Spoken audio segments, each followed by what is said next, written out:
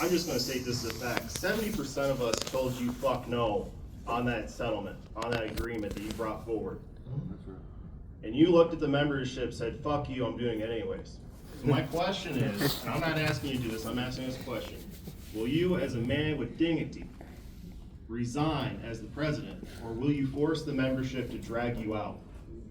No, I'm not going to resign, and what you just said is not true.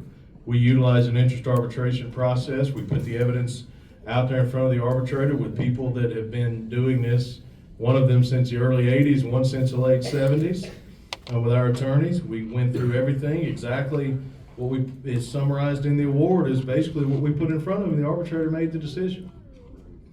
I don't know where you get that narrative from. Ask him what he asked for. What exactly did you ask for that was different in the TA, other than money? What did you ask for money? We asked when you went in front of Nolan and you said, well, we have these proposed changes to workroom. We don't want them anymore. We're not going to propose these changes anymore. Did you do that, or did you not do that? You told me you wanted them, right? No, you go through the work rule, the changes that are in there. He has questions about them. We agree on what we're going to agree. We agree to modify some of them. We agree to change timelines. That stuff is guided by the official bargaining positions of the NLC, the delegates of So can you conventions. explain to me how that wasn't forced through? It's not We voted forced no through. on it. We said no to those workroom That's correct. changes. No. And you That's said I'm doing it great. anyways. The Wow. agreement was voted no. We went and we put the issues That's that great. matter the most. Everyone in this room will agree, the economic issue. No. I can tell you personally, sir, I voted no on the workroom changes solely based on the workroom Our changes. Constitution does not provide for specific portions of a tentative agreement to be voted yes or no. Exactly. We voted on But yet- the whole thing. So what is the solution? To then abandon? Yes. No. Yes. No. Yes. Hang We on. voted no. You do not abandon what the NALC Constitution, the processes it puts forward. Branches, state associations submit resolutions. They go to the National Convention. They are debated. They are voted upon. Once they are adopted, those are the official bargaining positions of the union. Those that bargain for the union, me, are obligated to bargain those things. So what you are suggesting is that we should have gone into this process knowingly that the Postal Service was in agreement to include an official bargaining position of the NLC in the agreement, and we should have taken that away. That would clearly violate the duties of me and the Executive Vice President in Article 9 of the Constitution. Can you provide copies of the resolutions that were passed at National Convention? You can get copies of any resolution that you want, brother. I'm asking. They're everywhere. Talk to someone at your branch that's attended a convention. They have them all. If you have any that you don't, feel free to call Patrick's office. You call Nicole Ryan at headquarters. We'll make them available. We're planning in the postal record, we're going to publish and cover all the things that were achieved. This collective bargaining agreement achieved more official bargaining positions than any one in decades, in a number of years. There's lots of them. So let me ask you this. You voted to reject PTFs and CCAs getting annual leave advanced at the beginning of the year? I voted to reject the changes to 1260. I voted to reject the If you wish, 16.7. if you want the Constitution to provide a ratification process that includes a ratification vote or any form of whatever the process would be, that's up to whoever would potentially submit this. An amendment to the Constitution should be submitted by a branch that changes the ratification process in Article 16 to specific details. Then it would go to the convention. If submitted appropriately and on time, it would be debated and the delegates of the convention would decide. The Constitution does not provide for that type of ratification process. Everyone's going to have different opinions. I will agree to disagree. With what do you disagree? Brother, those resolutions don't exist. You can't tell me they do. No one in this room would go against the 12-hour limit. There's no, It's there's an no, are absolute. you telling me there's no It's in our resolution? You're telling me there's no resolution that exists to allow people to clock out and go home when they reach Are maximum you work telling me hours? that there's a resolution that exists that allows people to work over 12 hours? No, I'm not telling you that.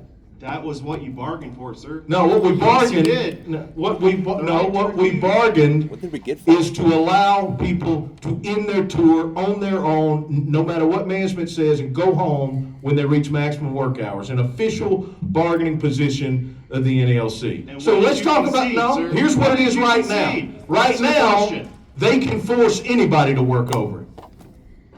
What's going to not be the case in the future is those that want to do it can do it, just like they can do it now, if management lets them. And those that don't want to do it, the contract protects them from discipline. So Only here, the what changes? full-timers. That's what changes.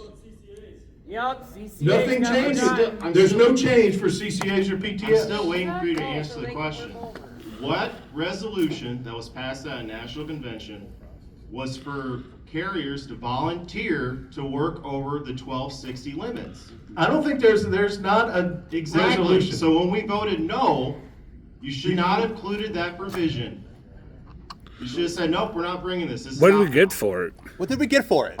What did we get for that? The ability to go home. That won't happen. Yes. When have you been on a And work week floor? arbitrators have already had our side. Yeah, where? That Nick, award that where? says the 12 hours is an absolute. Where? Tell me where a They case back is- us when where? it comes to discipline. Tell me where a case, you tell me where arbitrators have granted protection from discipline. There's 3 places around the whole country.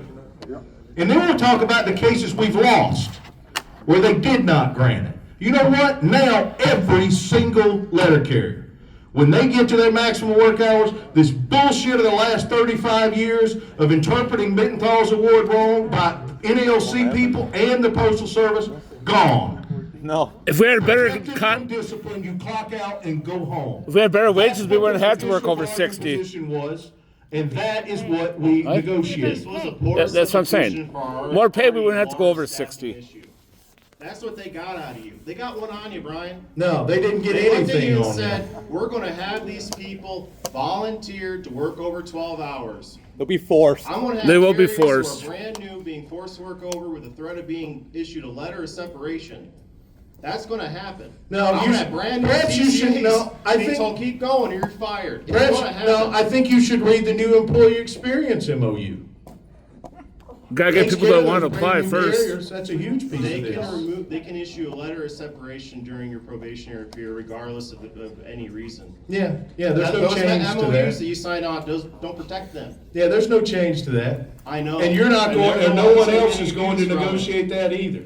And they're going to be abused with it. Before, I could file a grievance of them working over and make them pay my monetary escalation. Management sat there and says, well, I'm not going to pay that extra money. I'm not going to do this to these people. Now, they're looking at me saying, huh, good luck. I'm just going to keep doing it. If they refuse, I'll fire them, I'll hire somebody else, and we'll do it all over again. That's what they're telling us already. We don't have a lot of That's what's people gonna happen to our anymore. members. Then just Because enforce it's your your own. oversight. No, enforce the agreement. Dude, you clearly do not have the contractual knowledge to have this conversation. Do you not understand what a letter of separation is? I Have you ever understand. agreed to one, sir? Have you ever agreed to a letter of separation? What happens when we get step B? He'll get one next year. We don't win those. We don't win them. Oh, you mean you send grievances to step B for people that didn't have access to the grievance procedure? We try filing grievances for people that get issued letter of separation in hopes that we might get one over on management. And what's your point with this? You left them open to further abuse. What do you mean left them open? You There's did. no change. Because there's no deterrent anymore. There's no change They're to being access to. voluntold to do something over a threat of being fired. There's no change to grievance rights for anyone. Okay, let me intervene because we got other people that got questions. Elliot, you made your opinion very clear. You made His your opinion answer very is clear. He's going to force us to drag him out. All right.